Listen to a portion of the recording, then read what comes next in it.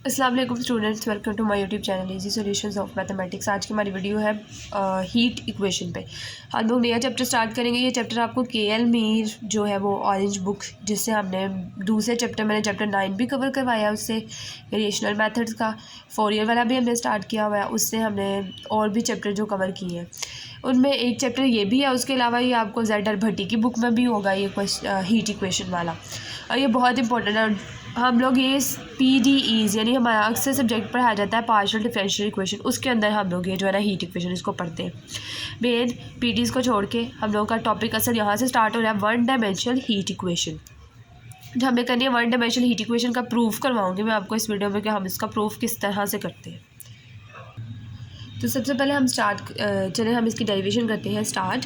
और अब इसके अंदर ये होता है कि वन डायमेंशनल हीट इक्वेशन मतलब आप इसकी डेरिवेशन देखेंगे आपको हर बुक में डिफरेंट मिलेगी। तो अब ये लेवल इतना छोटा तो है नहीं आपका, अब इतना बड़ा तो हो ही गया है कि इस लेवल पे ये नहीं होता कि इस बुक में ये थी, हमने ये बुक से की थी और इस बुक में तो इस तरह की नहीं करवाई हुई। इसमें ये होता है कि आपने सिर्फ रिसर्च करनी होती है, जोन सी आपको डेरिवेशन ईजी लगती है ना, आपने बस वो कर लेनी होती है।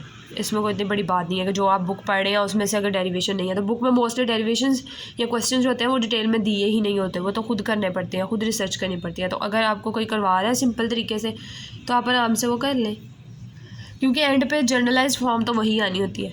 अब इसके ऊपर मैंने डायरेक्ट यहाँ से स्टार्ट किया इसका, बिल्कुल फिगर से ही स्टार्ट कर दिया डायरेक्ट। तो आपने फिगर से नहीं करना, आपने बस बताना है कि असल में हम लोग हीट इक्वेशन ये देखेंगे। ये मेरे पास बुक है, ये वाली जो बुक है ना मेरे पास, ये है partial differential equation first edition Z.R. भट्टी की बुक है। इससे मैं आपको थोड़ी सी अगर दिखाऊँ तो ये देखें इतनी ज़्यादा इंग्लिश लिखी हुई है, इसमें से इंपॉर्टेंट चीज़ें आप लोगों ने उठानी है सिर्फ ये कि जैसे फॉर एग्जांपल एक रॉड है, इन्होंने यहाँ पे इस तरह से रॉड बनाई हुई है। हमने रॉड के अकॉर्डिंग हमने ये ड्रीव करनी है वन डायमेंशनल हीट इक्वेशन होती है।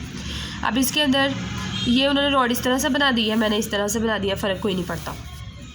आपने इसके अंदर से सिर्फ चीज़ें उठानी है कि rod is oriented in axis direction, x axis की डायरेक्शन में, और उसकी लेंथ जो है वो हमने A लेट की हुई है। ये देखें, अब यहाँ से एक्स एक्सिस में पड़ी हुई है रॉड और उसकी लेंथ उन्होंने कह दिया पूरी जो है वो A है। उसके बाद लेट दी लिटरल सरफेस, यानी इसके अंदर आपने इतनी ज़्यादा ज़रूरत नहीं है। उसके बाद उन्होंने कहा है कि consider a thin slice of rod contained between x and x plus del x. Del x इस तरह से लिख लें या आप इस तरह से डेल बना के लिख लें, कोई फ़र्क नहीं पड़ता, बात दोनों की एक ही है। आपने सिर्फ ना इंग्लिश में इतनी लाइंस उठानी है बुक से या आपने ख़ुद से लिखनी है जिससे आपकी फ़िगर एक्सप्लेन हो जाए, एग्जामिनर को पता चल जाए कि आपने असल में ये किया क्या हुआ है। कि एक रोड ली है, उसके अंदर आपने उसकी लेंथ इतनी कह दी है, उसका एक स्लाइस ले लिया, उस स्लाइस को जो है आपने ये डेल एक्स का नाम दे दिया है और उसकी जो लेंथ है वो एक्स से एक्स प्लस डेल एक्स तक है। अब जो दूसरी बुक है ना वो भी मैं आपको दिखा देती हूँ। वो है हमारे पास ये के.एल. मीर की mathematical methods of physics bye KL. Mir, जिससे मैं आपको पहले भी आगे वाले चैप्टर्स करवा रही थी वो। अब इसके अंदर उन्होंने लिखा हुआ है to derive one dimensional heat equation in standard form we consider a flow of heat through a rod of uniform thickness. एक रॉड है जिसकी थिकनेस बिल्कुल यूनिफॉर्म है, जो बिल्कुल प्लेन बराबर है, यानी एक तरह से कह रहे हैं ना टेढ़ी मेढ़ी नहीं है।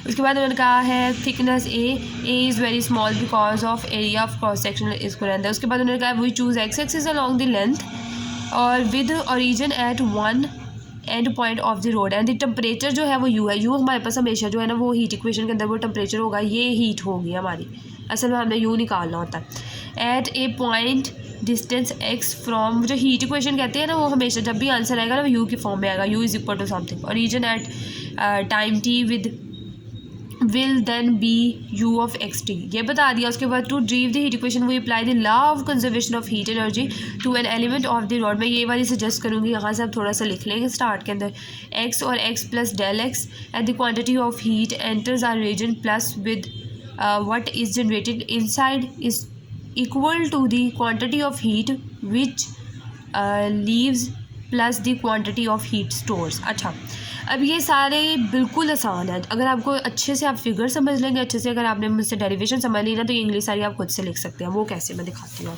अब उन्होंने ना असल में ये जो मैंने फार्मूला लिखा है ना, by law of conservation of heat energy, ये ही उन्होंने सारा यहाँ पे इंग्लिश में एक्सप्लेन किया। उन्होंने सिर्फ इंट्रोड्यूस करके बताया है कि किस तरह से हमने एक रोड कंसीडर करनी है, उसकी हमने हीट, उसके अंदर हीट का फ्लो बताना है। उसके बाद हमने उसका एक पार्ट उठा लेना है, उसको हमने कह लेना है डेल एक्स, और यहाँ से एक्स से लेके एक्स का एक एंड जो है वो एक्स होगा, दूसरे एंड जो है वो एक्स प्लस, यानी उसके अंदर कोई चेंज आ जाएगा थोड़ा सा, x plus del x, where u of x t is the temperature. अब हमने कह देना है, और क्यू जो है वो हमारा is the heat and r is the heat generated. तो ये उन्होंने कह दिया कि यू जो है हमारा टेम्परेचर होगा, क्यू जो है हमारी हीट होगी, और आर जो है वो इज़ द हीट जनरेटेड, जो हीट जनरेट हो गई होगी वो। अच्छा जी, अब हमने क्या करना है, by law of conservation of heat. Law of conservation of heat क्या होता है, जैसे कि बुक में एक्सप्लेन किया हुआ है कि वो होता है heat entered plus heat generated is equal to heat stored plus heat left. ये जो है इसका फार्मूला होता है। उसके अंदर अब उन्होंने कह दिया हीट एंटर्ड, ये हमने पहले ही बता दिया था, हीट जो होती है वो क्यू ऑफ एक्स टी होती है, q of x t into a लाजमी साथ आएगा। क्रॉस सेक्शनल एरिया ना हमारा, वो हमने पहले उसके अंदर पढ़ लिया, बहुत स्मॉल सा कोई है क्रॉस सेक्शनल एरिया, प्लस अब हीट जनरेटेड, तो हीट जनरेटेड जो है वो हमारे पास आर है, वो हमने r a into del x साथ लेना है क्योंकि हीट जनरेट कर रही है। उसके बाद हमारे पास आएगी हीट स्टोर, तो जो हीट है वो तो हमारे पास क्यू ऑफ एक्स टी है, और उसके साथ हम लोगों ने ए लिख दिया। ए is very small because it is area of cross section of the road, ये इधर यहाँ पे ए को मेंशन किया हुआ है, ए क्या है हमारे पास। उसके बाद हीट जो है वो हीट लेफ़्ट, ये हीट लेफ़्ट है हमारे पास। हीट स्टोर करनी हमें बताइए, हमने फाइंड करनी है। बेसिकली आप लोगों ने सिंपल ये फिगर को आपने देखना है किस तरह से हम लोगों ने लेनी है, किस तरह से इसके अंदर वैल्यूज़ लेनी है। उसके बाद आप लोगों ने फार्मूला याद करना है, फार्मूला में वैल्यूज़ किस तरह से लगानी है। आपको पता प्रूफ करते हैं जब हमें तो चीज़ें याद रखनी पड़ती हैं, ये हमने असल में याद ही रखनी है। हीट स्टोर जो है वो हमने फाइंड करनी है, और जो हीट लेफ़्ट है वो हमारे पास ये है, q of x plus del x into t a, और ये जो है हमारे पास हीट स्टोर्ड। अब नेक्स्ट देखते हैं हीट स्टोर्ड। हीट स्टोर्ड किस तरह से निकालते हैं, heat stored directly proportional to m multiply by change in temperature. Change in temperature क्या होता है कि वो हमारे पास जो हमारे पास वैल्यू होती है उसका हम लोग डेरिवेटिव ले लेते हैं, क्योंकि हम लोग पीडीज पढ़े हैं, पार्शियल डेरिवेटिव्स। तो हम लोग जो टेम्परेचर है वो तो हमारे पास यू है, तो हम लोगों ने यू का पार्शियल डेरिवेटिव लेना है विद रिस्पेक्ट टू टी ले लेना है, उसका चेंज इन टेम्परेचर ये आ गया। और उसके बाद जो हमारे पास मास है वो है हमारे पास डेंसिटी यानी रो ए और डेल एक्स आ गया यहाँ पे। और ये मास हमारे पास इसका क्या होता है, उसका फार्मूला मैंने यहाँ पे लिख दिया कि m is equal to rho d v, और इधर से m is equal to rho और डी वी की जगह पे हमारा a डेल एक्स आ जाएगा। उसके बाद heat store is equal to हमारे पास यहाँ से देखिए हमने ये निकाल लेते हैं हीट स्टोर। जब हम लोग प्रोपोर्शनैलिटी के साइन को इक्वल में चेंज करते हैं तो कोई कांस्टेंट भी साथ आता है, तो वो सी कांस्टेंट जो है वो हम लोगों ने करके इसको इक्वालिटी में चेंज करें। हीट स्टोर की वैल्यू आ गई हमारे पास, वही नहीं थी, हमने इक्वेशन नंबर 1 में पुट कर देनी है। यहाँ पर सी कोई भी कॉन्स्टेंट है। अब देखें यूज़ 2 in 1, यानी जो इक्वेशन नंबर 2 हमने यानी जो स्टोर्ड हीट की निकाली है ना, उसको हमने 1 में पुट कर देना। अब ये सिंपल उसकी यहाँ पे स्टोर्ड की जगह पे हमने उसकी वैल्यू पुट करी है, ये यू ऑफ एक्स टी है, नज़र नहीं आ रहा था। उसके बाद यहाँ पे हमारे पास सब में से ए कॉमन आ रहा है, ए को कॉमन ले लिया, दोनों तरफ से हमारा ए कैंसिल हो जाएगा। उसके बाद यहाँ पर जो हमारी वैल्यूज़ बचेंगी वो इस तरह से, क्यू वाली वैल्यूज़ हमने एक तरफ कर लेनी है, बाकी जो सिंपल वैल्यूज़ है ना, जैसे क्यू वाली वैल्यू है ये इधर प्लस का दूसरी तरफ जाके माइनस का हो जाएगा, ये वैसे अभी फ़िलहाल इधर ही है। और उसके बाद ये जो डेंसिटी वाला है ना, इसको हमने इधर ही रहने देना, टेम्परेचर वाला। उसके बाद हम लोगों ने बोथ साइड डिवाइड कर देना है डेल एक्स के साथ। हमने सबको डेल एक्स के साथ जब डिवाइड किया है तो इन दो के साथ पहले डेल एक्स नहीं था तो इनके नीचे डिवाइड हो गया, और इसके साथ डेल एक्स था तो वो कैंसिल हो गया ऊपर नीचे से। इसी तरह यहाँ पे भी हमारा डेल एक्स था वो ऊपर नीचे से कैंसिल हो गया, तो ये सिर्फ सिंपल ये रह गया। अब अगर हम लोग यहाँ से माइनस कॉमन ले लें, ऊपर से माइनस कॉमन ले लिया तो एक्स प्लस डेल एक्स यहाँ पे आ गया minus Q of x T. तो ये हमारे पास डेफिनेशन नहीं बन गई डेरिवेटिव की। हम लोगों ने पढ़ा था ना, एक डेरिवेटिव लेना सीखा था बाय डेफिनेशन और एक बाय फार्मूला से डेरिवेटिव लेते थे, एक बाय डेफिनेशन लेते थे। तो बाय डेफिनेशन की इसी तरह की फॉर्म होती थी ना हमारी, प्लस आर इंटू ये बन गया। उसके बाद हम लोगों ने क्या किया, apply limit on both side. Limit apply करनी है, लिमिट किसकी अप्लाई होती थी, डेल एक्स की लिमिट अप्लाई होती थी अप्रोचेस टू 0। तो ये हमारे पास क्या हो जाता था, ये हमारे पास है इसके ऊपर जब हम लोग लिमिट अप्लाई करेंगे तो हमारे पास डेरिवेटिव की डेफिनेशन बन गई है। तो डेरिवेटिव विद रिस्पेक्ट क्यू का डेरिवेटिव है ये with respect to x plus r, और ये इस तरह से आ गया। अब यहाँ पे हमें इसको इक्वेशन नंबर 3 का नाम लेके छोड़ दिया। उसके बाद हम लोगों ने यूज़ करना है next Fourier law of heat transfer. Fourier law of heat transfer, तो इसकी डेफिनेशन क्या है? Rate of heat transfer proportional to the negative temperature. जिस तरह से मैंने बताया ना इस तरह से आप लोगों ने सारी करनी है। Rate of heat transfer proportional to the negative temperature gradient. तो इसका हम लोग फार्मूला देख लेते हैं। रेट ऑफ हीट ट्रांसफ़र ये है, ये हीट हमारी जो है वो क्यों होती है ना, rate of heat transfer is equal to negative temperature gradient. Gradient के लिए ये है, टेम्परेचर ये है, नेगेटिव टेम्परेचर ग्रेडियंट यानी नेगेटिव और टेम्परेचर का ग्रेडियंट ये। तो heat transfer, rate of heat transfer is equal to negative. इस तरह से आप लोगों ने चीज़ें याद रखनी है। ग्रेडियंट का फॉर्मूला ये होता है, हमें पता है। और यहाँ पे हमारा जो डेल यू है, ग्रेडियंट यू है, इसको हम इस तरह से लिखते हैं del u over del x. यानी जो हमारे पास ये जो डेल है ना, इसकी वैल्यू जो होती है ना हमारे पास, वो पार्शियल ओवर पार्शियल एक्स और पार्शियल ओवर पार्शियल वाई। और क्योंकि हम सिर्फ एक्स में बात कर रहे हैं तो ये पूरा फार्मूला में वाई और जी तो बिल्कुल हमारे ज़ीरो है, तो सिर्फ हमारा यू के रिस्पेक्ट इस तरह से लिख देंगे। उसके बाद हम लोगों ने जो क्वेश्चन नंबर 3 की थी, यहाँ से हमारे पास किसकी वैल्यू आ गई है?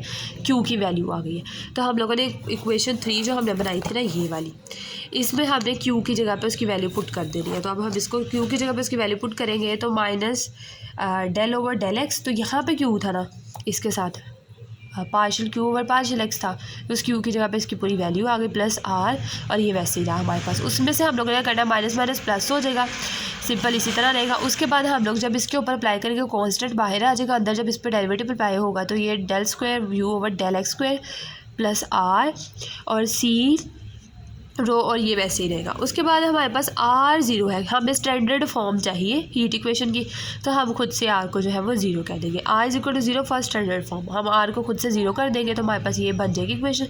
उसके बाद हम लोगों ने क्या किया है, हाँ ये वाला जो के था हमारा इधर मल्टीप्लाई हो रहा है, दूसरी तरफ जाकर डिवाइड हो जाएगा। तो इसको पूरे को ना हम लोगों ने, अब आपको पता है हम लोग कांस्टेंट को रीनेम भी कर सकते हैं। हमने पहले भी ये चीज़ पढ़ लिया ओडीज़ वगैरह में, जितने भी बुक्स पढ़ी हैं उसमें हमारा अगर C1 होता था हम उसको C डैश में कर लेते हैं। कांस्टेंट को हम लोग रीनेम कर सकते हैं। इस कांस्टेंट को हमने 1/k से रीनेम किया क्योंकि हमें हीट इक्वेशन के स्टैंडर्ड फॉर्म चाहिए। जैसे मैंने आपको पहले बताया, कोई भी थ्योरम होता है, कोई प्रूफ होता है, उसमें काफ़ी सारी चीज़ें हमें याद रखनी पड़ती हैं। तो इसको हमने रीनेम करके 1/k del u over del t आ जाएगा हमारे पास। अब ये जो है ना, ये हमारे पास वो बन गई है हीट इक्वेशन की फॉर्म। हमें हमेशा जब भी हीट इक्वेशन का क्वेश्चन आएगा वो इसी फॉर्म में आएगा। इस तरफ आपको डबल डेरिवेटिव मिलेगा इज इक्वल टू 1 ओवर कोई भी कांस्टेंट, 1/k 1/c कुछ भी, और इसके साथ जो हमारे पास है u का derivative with respect to t पड़ा होगा, where k is the constant depending on the material and is called diffusivity of material. ये लास्ट पे आपने लाइन लिखनी है, नहीं लिखनी या सिंपल आप स्टैंडर्ड फॉर्म बता देंगे। अब नेक्स्ट वीडियो में हम लोग, हमारे पास अभी जो हीट इक्वेशन होती है ना, इसके साथ हमारे पास आती है कंडीशंस भी कुछ। तो अब हमारे पास हीट इक्वेशन होती है होमोजीनियस पे होती है, नॉन होमोजीनियस पे होती है। बच्चे बड़ा मिक्स करते हैं इसको, क्योंकि जो होमोजीनियस होती है अगर वो हो तो उसको सॉल्व करने का मेथड अलग है, और जो नॉन होमोजीनियस होती है उसके अंदर हम लोग 2 सोल्यूशंस निकालते हैं। एक ट्रांजिट होता है, एक स्टेडी स्टेट होता है। सारा इंशाल्लाह नेक्स्ट वीडियोज़ में आप लोगों को बताऊँगी किस तरह से आपने आइडेंटिफाई करनी है कि हीट इक्वेशन है, फिर किस तरह से आपने एक आइडेंटिफाई करना है कि ये होमोजीनियस है या नॉन होमोजीनियस है, इसको सॉल्व करने का मेथड क्या है। इंशाल्लाह नेक्स्ट वीडियो में डिस्कस करेंगे। अभी तक के इस प्रूफ में आपको कोई चीज़ समझ नहीं आई, कोई बात में कन्फ्यूजन है तो आप कमेंट सेक्शन में मुझसे पूछ सकते हैं।